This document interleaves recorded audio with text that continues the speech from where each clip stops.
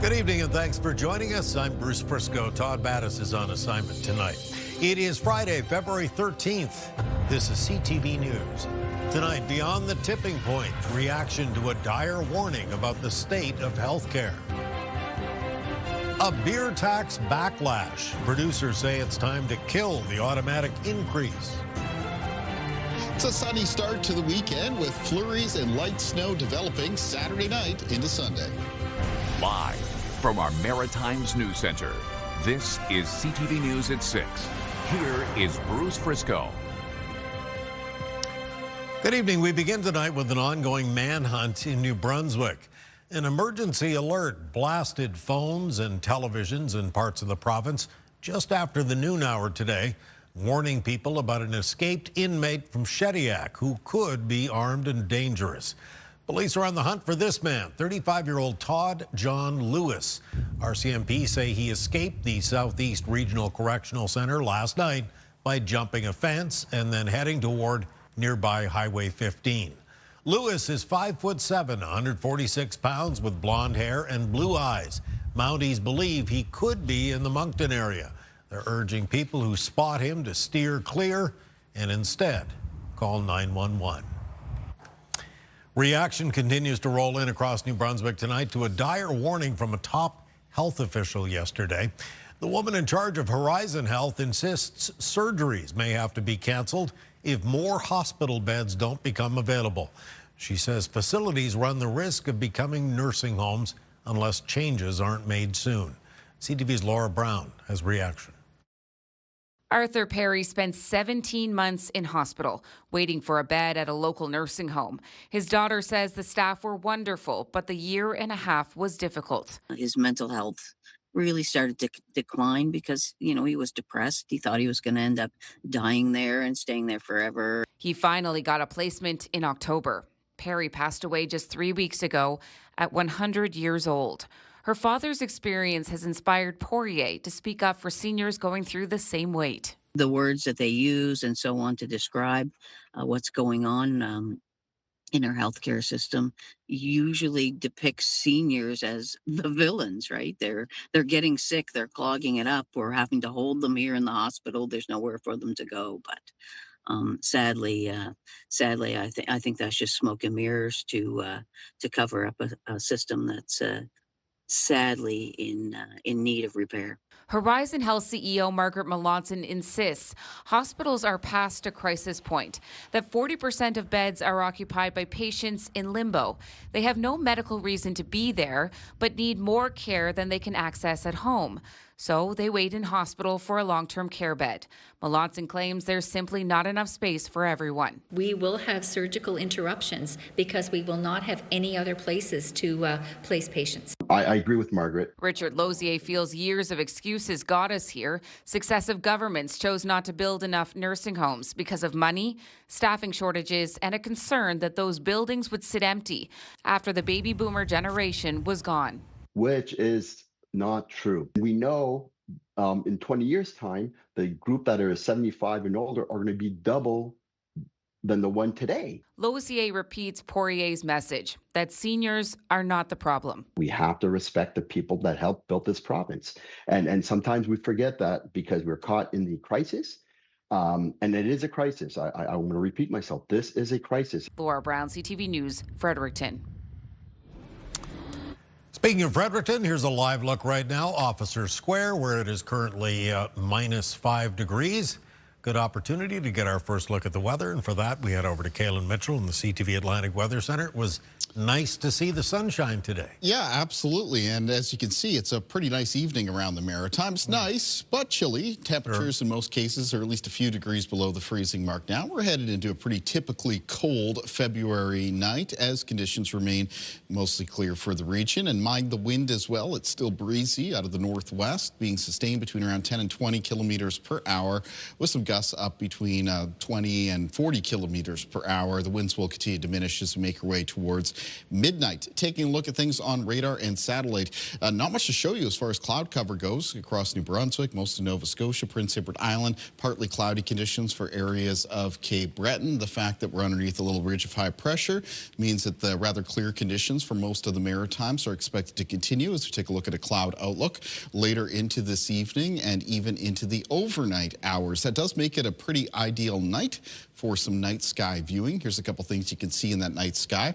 Well, first of all, you're not going to be seeing much of the moon. It's a waning crescent moon, 14% illuminated, but it'll be below the horizon for most of the night. That does make a couple of the planets easier to spot, though, including the planet Jupiter and the planet Saturn, which will be setting on the western horizon shortly after dusk. The aurora is unlikely to be observed tonight, and if you were up early Saturday morning, there will be a 6-minute pass from the International Space Station. That'll happen at around 6 a.m., and that'll be from the southwest to the northeast. Now, for the weekend, Bruce, we are eventually going to see some cloud cover return and some flurries with maybe even a few spots getting into some snow on Sunday, and I'll have more on that coming up later on. Right, you are. Full forecast coming up near the bottom of the hour, as a matter of fact. Thank you, Caitlin. Well, just in time for Valentine's Day, news that may break the hearts of beer lovers or people who enjoy a shot or a glass of wine. Prices will be going up again. The reason dates back to a federal policy introduced almost a decade ago, and those in the industry want that policy changed. CTV's Jesse Thomas has more. Come April 1st, a 2% federal tax increase kicks in on alcohol. The beer industry wants the automatic tax to be scrapped, arguing it ignores today's economic reality. We have an industry that is in decline. We've seen a 20% reduction in brewing volumes since pre-COVID. Beer Canada says high inflation and what it calls an affordability crisis are squeezing customers, combined with an ongoing trade war with the U.S. and tariff threats, adding costs for brewers. When you have an affordability crisis, you have a trade war that's driving up prices for brewers, fewer people going out. The government has a policy that says it doesn't matter, we're going to raise the tax on beer anyway. That's just bad policy. The Canadian Taxpayers Federation calls the tax undemocratic, arguing it should be debated at the House of Commons. The federal government every single year since 2017 has been raising taxes on your beer, your wine, your spirits without even a vote in Parliament. That's fundamentally undemocratic. It's wrong. Some customers indicate rising costs have already changed their habits. Just because your average night out is going to cost you at least $100 comparatively to 10 years ago when we could go out and, $50 would take you a long way. You really have to like what it is you're drinking, and so it kind of limits trying new things. Some feel a can of beer is already too expensive. I would say it's expensive. And if it's going to go up by more, I would say it's going to be very depressing, to be honest. How much would another increase impact you? Would that hurt you? I would probably slow down a little bit, drink a little less. But, I still enjoy my couple of beer after a hard day at work. Industry leaders warn the cumulative effect is impacting both big and small brewers. They're taxing beer into oblivion. Jesse Thomas, CTV News, Halifax. Police in New Glasgow warning people there to be careful after the discovery of some lethal new fentanyl. You'll find more about that on our website, ctvnewsatlantic.ca.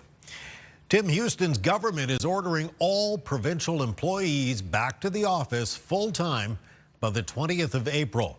In a memo to staff, the Deputy Labour Minister says many civil servants are already working in person, and it's time to bring everyone back in the interest of collaboration, service excellence, and strong connections, the memo reads.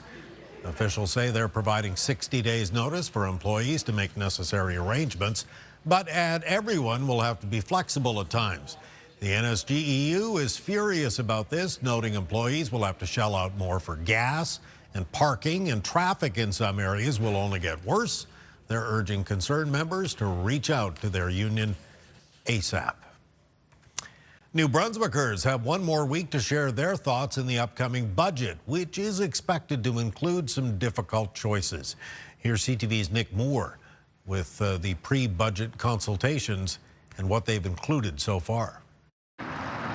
Work is well underway in developing New Brunswick's 2026-27 fiscal budget. We're in the midst of the ordinary budget process now, so it's intense discussions with departments, working with them on their submissions. The provincial deficit in November was reported to be $834.7 million. The official opposition believes it is now over $1 billion. We're fearful it might be $1.5 to $2 billion, so it's actually astonishing because we look at it, the previous PC government over a period of 6 years saved this province and the coffers close to $2 billion.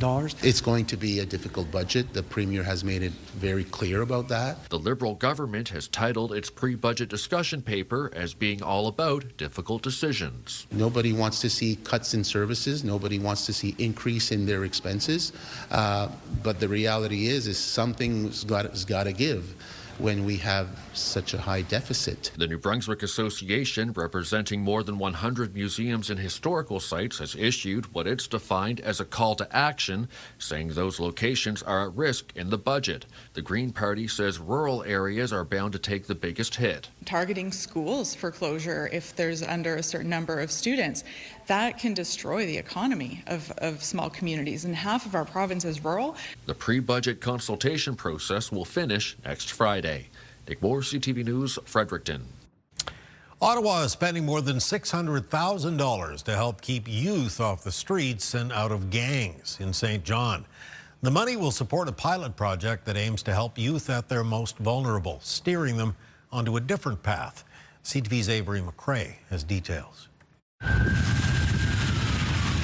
The sound of sirens in St. John's Waterloo Village is becoming a familiar noise, and more of the calls involve incidents with youth. Post-COVID, we're seeing more and more addiction issues and mental health issues with our youth. That's why Ottawa is spending more than $625,000 to support the John Howard Society's new program. The money comes from Public Safety Canada's Youth Gang Prevention Fund. I don't think it's any secret that St. John has a lot of challenges with respect to at-risk youth, homelessness, housing. Our government believes in rehabilitation. It believes in working in communities to work with at-risk individuals. The new program will see staff work with at-risk individuals aged 12 to 30 that have been identified through community partners like police to help steer them down a path away from crime. According to Statistics Canada, 770 youth in the province aged 12 to 17 were criminally charged in 2024, compared to just 552 in 2021. Each youth is given a psychosocial assessment and other multiple assessments where they can determine, the different risks, the strengths, the areas of need, root causes. A tailored plan for each individual is imperative to the program's success. In St. John specifically, O'Neill points out how depending on where you live in town, your needs can be very different. Being able to meet those needs, make it so that these youth are not continuously getting involved in the criminal justice system. We don't want them to become entrenched. The program is being done on a pilot basis, and if successful, could soon be implemented in communities across Atlantic Canada. Avery McRae, CTV News, St. John. Get the Maritime's top stories, breaking news alerts, and watch live. Download the CTV News app. Urban decay is a problem in most cities and towns, but it's been especially bad for years now in the Cape Breton Regional Municipality. A petition to tear down one notorious eyesore has collected more than 1,000 signatures, while a councillor pushing to get rid of another says all of this ought to be a budget matter. Here's CTV's Ryan McDonald. Gordon McDonald is sick of looking at the abandoned post office where he used to work in North Sydney. The area councillor is also sick of talking about it. Absolutely. It's been vacant now for 13 years, so we've been talking about it that long, Ryan. At least 1,000 plus others agree. That's how many signatures are on a petition to demolish the building that has been broken into and set on fire pretty regularly over the years. There's asbestos in that place. It's a safety hazard to the 9th degree. The graffiti on it. It's just, there's people inside that. They're pushing glass out through windows. As you can see, the top windows up above there, they're smashed out towards the road. Petitions in itself, there's something that proves that there's record of people of concern. But in the end of the day, it comes down to budget. The councillor for downtown Sydney wants any demolition to include this building on a busy street close to the main drag and the cruise terminal. It's for sale, as it has been before, but the only signs of life for years have been the birds who now call it home. This building on Dorchester Street is an eyesore. It's been empty for approximately 30 years. Something needs to be done with it. And if the developers aren't going to sell it, then they need to have something done to remove the building. For years now, the municipality has been saying it would need help from other levels of government to deal with the hundreds of abandoned building eyesores throughout CBRM, including this one, which is infested with birds and is directly across from City Hall. Both men say getting rid of these structures is easier said than done. It's expensive and has to be done safely, but that solutions for these buildings in particular are long overdue. We need to have serious discussions, either move forward with developing it, or we need to find a way to be able to even take these properties from these individuals if we can't afford to demolish them. And he's expecting that talks about tearing these buildings down will come up once again during the next budget discussions. Ryan McDonald, CTV News, Sydney. Turns out the Olympic Games are proving to be golden for some local businesses. Pubs especially are cashing in on our keen interest and enthusiasm for Team Canada. CTV's Brianne Foley has more. Yeah, it's a great spot. February is typically a slow month for the restaurant industry. This time of year, and just in general, the industry is having a kind of a tough time. Things are getting more expensive. Everyone knows from going out and buying their own groceries how much that costs. Well, it costs us, just as much to go out and get these things. Plus, pay for the cooks to make your food and the servers to bring you your food and so on. Events like Dine Around Nova Scotia are aimed at bringing in patrons during slow months, but this year, sports are assisting on that goal. There's dry January, and then February is also very slow. So we were really excited to see with the Olympics that there's a little bit of an uptick with people going to bars, and then also with the Dine Around and some other festivals going around. The Winter Games in Milano, Italy brings a national pride and a boost to business. We got to support our athletes, and what a great way to do it in a bar environment where you can sit with all the other people that are going to enjoy and be excited about the wins and then curse at the losses and just be a community and really support each other and celebrate together. So there's definitely interest in it, but I'd say for the most part, really, the big turnouts come when you get to those elimination games, right? People want to come and see something when it's on the line. And if Super Bowl numbers tell us anything, if Canadian hockey is competing for gold, that will be the winning recipe. That would be a bigger turnout. I would expect to fill the place pretty much.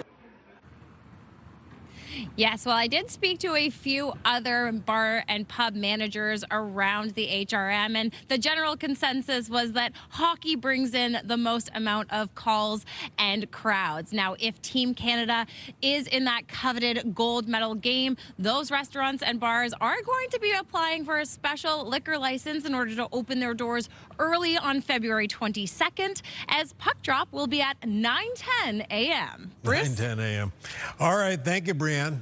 CTV's Brianne Foley reporting live from downtown Halifax in the Bar District. And speaking of the games, let's take a quick look now at the current medal standings 1 week into the competition. Norway in the host country atop the leaderboard. Norway has the most gold. U.S. right behind them. Canada currently sitting at 7 medals. Stay with us. We'll be right back.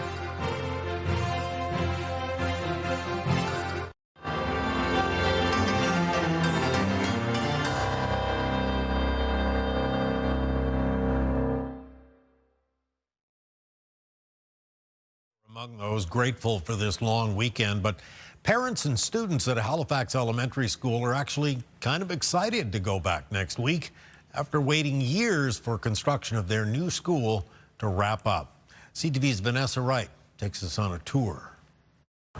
After years of waiting, hundreds of students will be welcomed into a new and improved elementary school in Halifax's North End. We've waited a long, long time for even just a taste of new.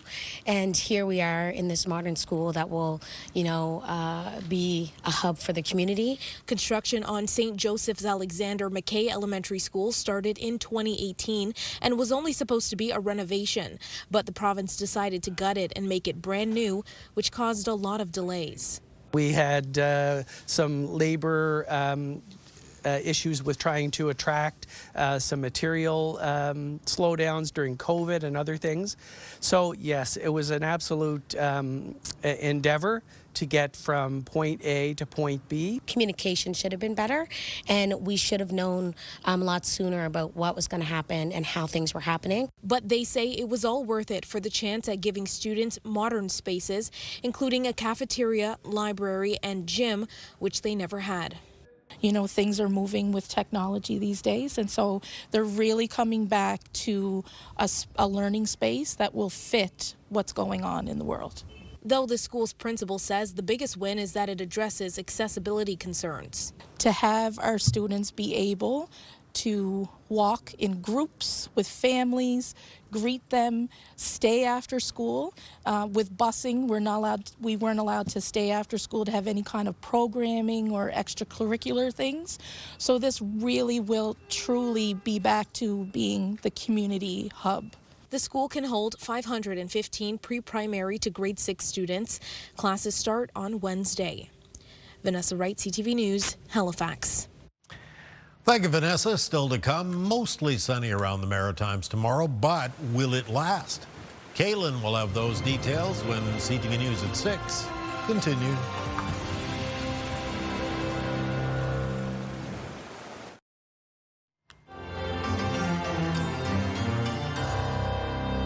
Look at the historic, beautiful railway station in Macadam, New Brunswick right now. Currently -6. That could be a postcard, couldn't it? Sure could. Yeah. Winter postcard.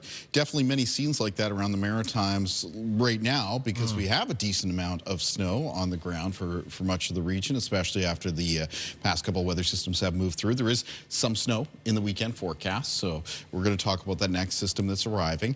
This one is a weak little low pressure system that's just getting its feet under it now in Ontario. It's going to be moving through Quebec, and then it's going to be moving towards the Atlantic coastline of Nova Scotia by early Sunday morning. And as it moves towards Nova Scotia, that's when it looks like it's going to be picking up a little bit of steam.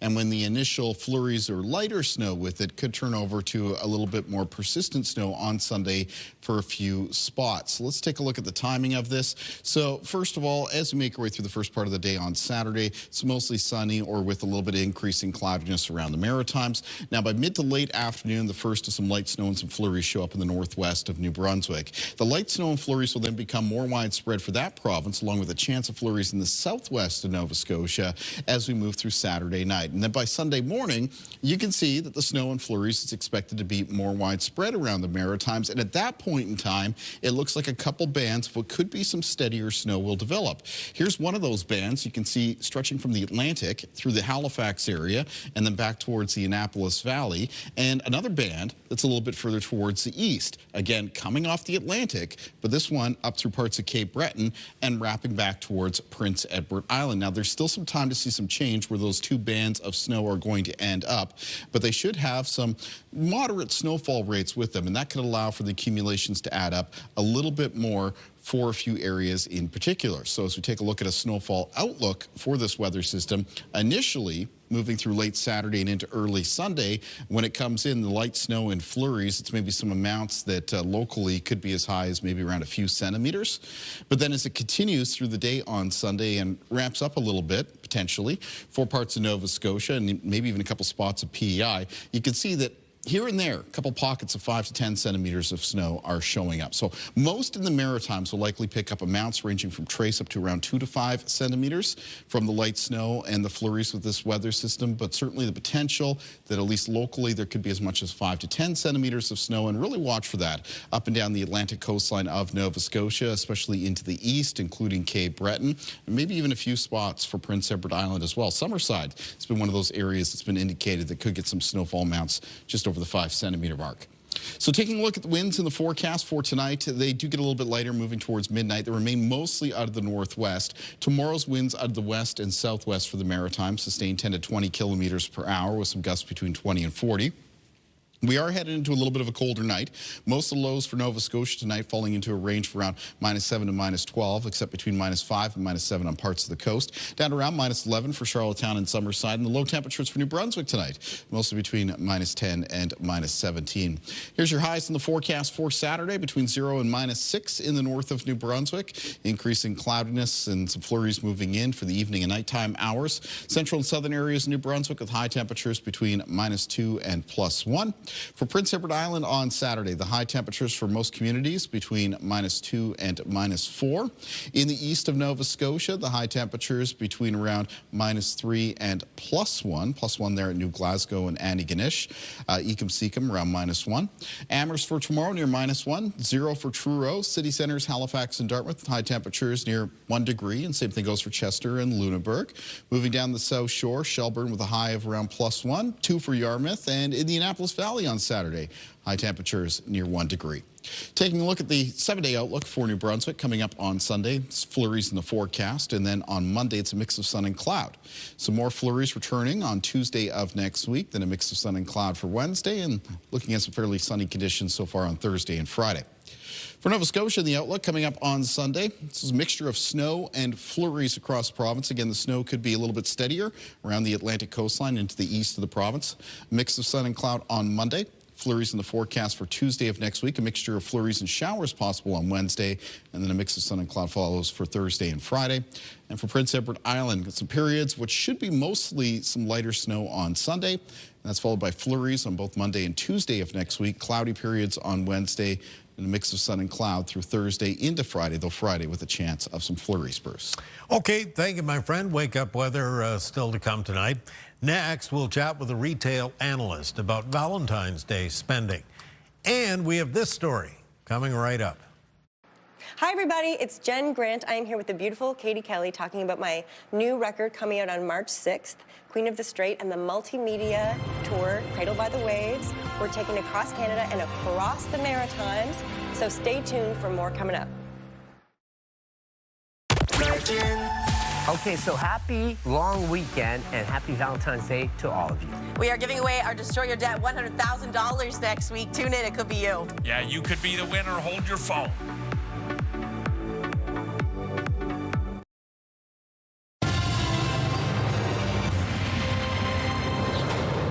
Well, today, of course, is Friday the 13th, but there is every likelihood that your love life will be very unlucky if you forget tomorrow is Valentine's Day.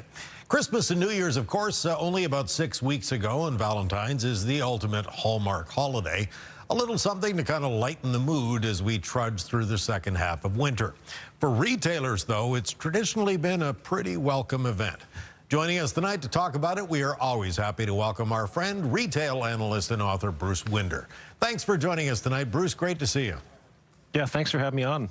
How important is Valentine's Day to businesses in 2026? It's pretty important. I mean, every shopping event is important. It's, estimates are that it's about $1.5 to $2 billion in retail sales when you include everything from restaurants to chocolates to flowers to, other things. It's a really important, especially this time of year. There's not a lot going on in retail. So it's nice to get some cash flow through the till at this time of year. A lot of us guys especially just assume, things like flowers and chocolates are the big sellers. Is that still true? Is this like their Super Bowl? Yeah, it really is. I mean, it's really, flowers is really big. I think about 30% of people buy flowers. Chocolate is really the big one. I think about 60% of people buy chocolate. But also restaurants, too. Restaurants get a nice pass, too, on this. They get about 60% of people looking to dine out. So it's pretty good for those industries, spas sometimes, even hotels, if you have the money to get away for the weekend or something. Do we know how much the typical Canadian spends for Valentine's Day? Do we track that? Yeah, my understanding is it's about $180. That's an average. Averages can be a little deceiving. There's some people who do it up big, and there's some people who try to keep it tight, but about $180 is my understanding. Is it men who spend more or women who spend more? Yeah, it's definitely the men who are out there spending, trying to impress their loved one during this time of year. And is Valentine's shopping more of an in-person event or an online event? Yeah, it's a bit more in person just because of the restaurant thing, but people will buy online for some gifts. But a lot of times, I hate to say it, but you have guys running around at the last minute trying to get chocolates, trying to get flowers. So a lot of that is done in person. You've mentioned restaurants a couple of times now. So, I mean, this is traditionally a pretty tough time to get a table, but this is a really big time for restaurants, I would imagine. It is. It can really help restaurants. I mean, they might see an uplift of 40%, from a normal weekend or a normal day. And what some people do is they kind of go out on the Friday night, maybe the Sunday night, instead of just Saturday, because it is hard to get a table in this weekend on the Saturday night on the actual Valentine's Day. So you have the luxury of having it over a couple days, which kind of smooths things out at the restaurant level. Do the restaurant chains or the standalone restaurants do better? Do you know? Mostly the standalones, right? Because I think people want to go to something like a local fine dining restaurant. That's probably the companies that do a lot better. There's a lot of specials. A lot of local companies offer Valentine's Day specials, so you can get a set meal for a certain price. So yeah, it's more local. And interesting that we know that restaurants are spending a lot more on ingredients and staffing and everything else. So I assume that sort of really crowns the importance of this for them. It does. I mean, they gear up, they hire extra people, they have special menus, special ingredients, usually premium ingredients, right? So, yeah, it's a really important spending event for restaurants, and they really need it right now. A lot of people are cutting back on restaurants because of food inflation. They're eating at home, so nice to see a little holiday for them, too. Well, speaking of that, are you hearing of folks kind of looking for less expensive alternatives this time around because of the uncertainty in the economy?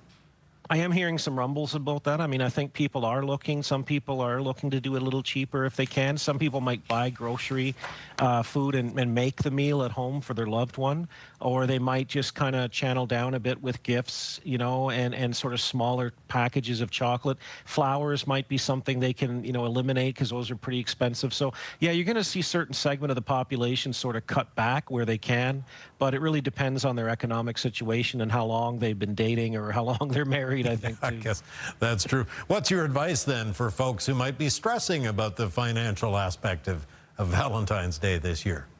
Well, I think don't put so much pressure on yourself. You don't have to spend 10 grand on Valentine's Day. You can go out and get, a box of chocolates, go for a nice meal, but you don't have to drop $500, $1,000. Just do it within your budget. It's the thought that counts, and just spending time with someone and not forgetting, I think, are the key things here. It's the thought that counts. I'm going to write that down and use that later, I think. Bruce, we're going to have to leave it there. Thank you so much for joining us tonight. Thanks for having me on. Bruce Winder is a nationally known retail analyst and author, joining us tonight ahead of Valentine's Day, which is the focus of our CTV News web poll tonight. We're asking, who do you celebrate with on Valentine's Day? Here are your options. That special someone, my family, my friends, or I don't celebrate. CTVNewsAtlantic.ca. We want to hear from you. Stay with us. Be right back.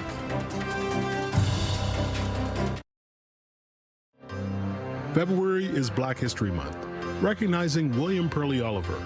Reverend Dr. William Perley Oliver, born in 1912, was a Baptist minister and civil rights leader who helped create major Black organizations in Nova Scotia. His leadership was central to the creation of the Black Cultural Center and lasting human rights progress. Health headlines tonight. You're going to want to check your blood pressure medication after a Health Canada recall. CTV's Amanda Debison has more in the Lifeline. Health Canada has announced a recall of some blood pressure medication. It says 2 lots of amlodipine 5 milligram tablets are being recalled as some bottles may contain the wrong drug. It's usually used to treat high blood pressure and chest pain. Health Canada says the manufacturer inadvertently put medication to treat low blood pressure in some of the bottles.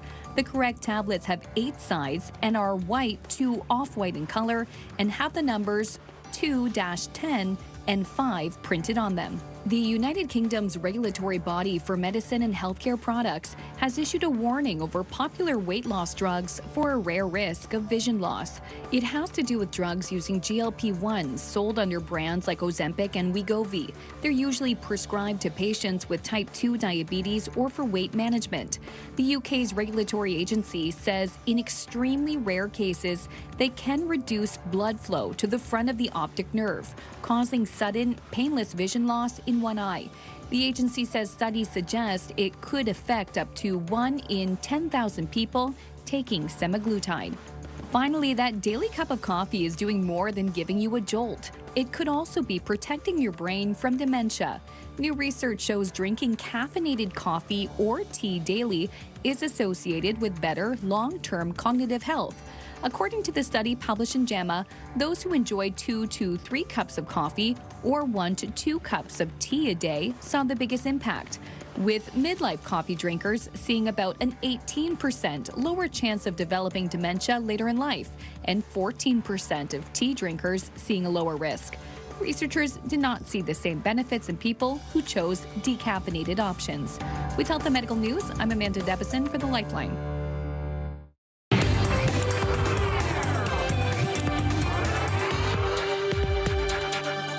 On the scene now with Katie and East Coast singer-songwriter Jen Grant getting ready to release a new album. Yes, Bruce, and this will be a very special and very personal body of work.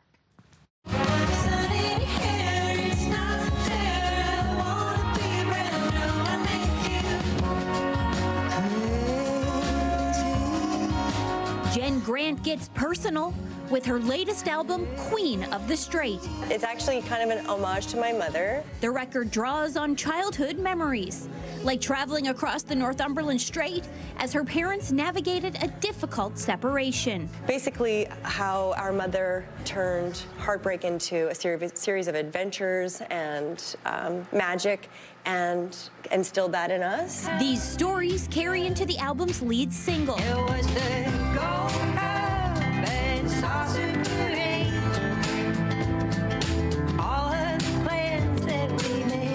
Jim Cuddy Dress is a song inspired by a special night with her mom, 2 weeks before she passed away. In 2012, I took my mom to the Junos as my date, and we saw Jim Cuddy was there just by himself. And normally I wouldn't go up to him or anything like that if I didn't know him, but my mom was such a big fan, and she had metastatic breast cancer at the time. So I was like, I'm gonna introduce Mom to Jim. So I went over, took their picture, and so she was so happy to meet him. And then we had that photo with her in the hospital, and she told me that she wanted to be laid to rest in her Jim Cuddy dress, so the dress that we picked out for the Junos. What do you think your mother would think now to know that you and Jim Cuddy are besties? I think that she can really, I think that she's around, and I think that she knows, and she's absolutely delighted. That's what I think. And the way the album was recorded was just as personal as the songs. It was co-produced with Daniel Ledwell, my partner, and Joshua Van Tassel, and we did it in 4 days in our studio, and it is all live off the floor, but it was a very intimate experience. We took Josh's idea to do it, to make it feel very personal for me, was we took some things like baby quilts and other things like that of mine, and we hung it up in the studio, and we had a lot of candles. And when she hits the road, fans won't just hear the album live, they'll step inside it. The album is called Queen of the Strait, and the tour is called Cradled by the Waves. The waves are the waves of the Northumberland Strait. So there's film, art, dance, movement. It's an immersive experience for the audience. Grant says at this point in her life, sharing these stories feels more important than ever. I think it has a lot to do with being a woman in midlife and wanting my songs to really have some meaning, and I think it's just about sharing what I feel is, very genuine, and also wanting to use my songs as a jumping off point for other people to connect to their own selves, their own stories, their own grief. It's just another day that I'm not around. She's so great. Isn't she the best? Love Jen Grant. So glad that she was my last interview before I'm off. Queen of the Strait, her new album, is going to be out March 6th, so watch for that. And Jen Grant brings the Cradle by the Waves tour east with stops in Charlottetown March 5th, Moncton May 1st and Halifax May 2nd. All of the info is online. And you just let the cat out of the bag. You're not here Monday or Tuesday or Wednesday, or Nope. You're off on mat leave. Yes, I'm gone for a year. How are you feeling about that? I'm excited for the next chapter, but I am going to miss everyone a lot. But you're going to keep us all yes. in the loop of Yes, of course. Just you'll see me on social media, I'm sure. But yeah, it's going to be different, but it's going to be a whole new, exciting challenge. You're going to be a wonderful mom. Thank you so much. We're going to miss you. And I wore a pink tie in honor of your mom. Oh, thank you, Bruce. Least I could do. And it's also almost Valentine's Day. That's right. Yeah, let's have a hug. Primetime lineup.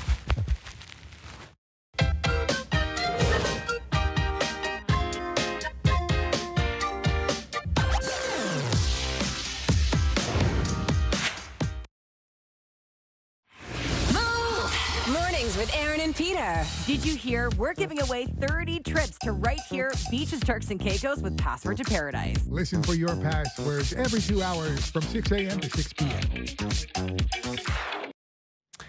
On the markets, the Dow ended the day up 48 points. The high price of gold helped push up revenue for one of Canada's top mining companies. BNN Bloomberg's Marella Fernandez has more. Agnico Eagle Mines is now the world's second largest gold producer, moving past Barrick Mining. Agnico Eagle mined about 3.5 million ounces of gold last year. Barrick produced under 3.3 million ounces in 2025. Both have benefited from the skyrocketing price of gold. Agnico sold gold in its latest quarter for over $4,100 US an ounce. Here are the closing numbers for the day. The Canadian dollar did not do much. It ended the day at 73.43. West Texas Intermediate down a dime to 62.75. Western Canadian Select is down to 46.74. And the TSX rebounded today, gaining 608 points to get it back above 33,000. Those are your business headlines. I'm Marella Fernandez. Thank you, Marella. Now we'll head outside to the weather deck and Kaylin for a look at the wake up. Yeah, thank you, Bruce. It's a chilly evening out here on the weather deck. Our viewer picture tonight, though, takes us to a scene where the snow meets the sand, and this is at the trails near New River in New Brunswick. This was sent in by Michelle Proser. I want to thank Michelle very much for taking the time to share the view with us. You can see that beautiful blue sky there. In the area for tomorrow, it's going to be a cold start to the day. It should be sunny in the morning, and then maybe a little bit of cloud cover starts increasing in the afternoon ahead of some flurries or some light snow expected later Saturday evening and Saturday night. The high temperature near -2. Here's the start of the day for tomorrow around the Maritime region. You can see the morning temperatures will be mostly several degrees below zero or down into the minus teens. So yes, cold start to Saturday. Few clouds around in the morning, but also should be a good deal of sunshine. And then for the afternoon, cloud cover starts to increase in western parts of the Maritimes. It's followed up by the start of some flurries and some light snow up around the northwestern corner of New Brunswick. And then again, the flurries with a relatively lighter snow becomes more widespread as we make our way through Saturday night and into Sunday. Let's find out what's coming up on Your Morning Atlantic. Monday on Your Morning Atlantic, Happy New Year. Chinese New Year officially begins next week, so Chef Ivan Chan will share some delicious dishes inspired by the Year of the Horse. Start your morning with us Monday on Your Morning Atlantic on CTV2 and Crave. And coming up here on CTV News at 6, reaching for the podium. How can more young maritime athletes get a shot at being the very top of their sport? Finding the competitive edge, Monday, CTV News at 6. Finally tonight, we're all well aware that coffee has increased in price in the last few years, but one shop in Massachusetts has taken that to a whole other level. Described as the champagne of coffee, this one will cost you $24 US or $32 Canadian for a single cup at the George Howell Roastery in Acton, Massachusetts. Company says the coffee comes from an area in Panama known for creating a rare variety. The roastery has only 40 pounds available. They insist consuming it like drinking a fine wine. It's the program for this Wednesday night. The rebroadcast begins in just a moment over on CTV2 and, of course, CTVNewsAtlantic.ca updates right around the clock. I'm Bruce Briscoe in for Todd Battis. I'll be back with your next news at 11:30 tonight. We leave you this evening with some scenes soaring above St. Anne's area of beautiful Cape Breton. Good night.